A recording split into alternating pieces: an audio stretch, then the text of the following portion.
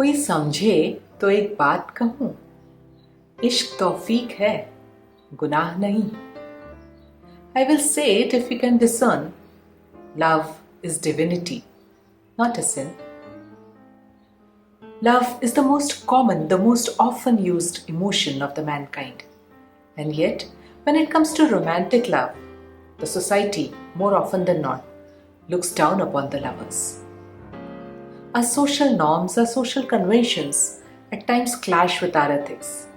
And it is at these times that we need to discern, we need to evaluate and prioritize loving. Prioritize love over anything else. This Sher by Firaq Gorakhpuri is very clear in conveying that it is not a sin to love. In fact, love is a divine providence. I am Swati Sani, an Urdu lover, author and a poet, bringing to you gems from the world of Urdu literature. Khudda Hafiz.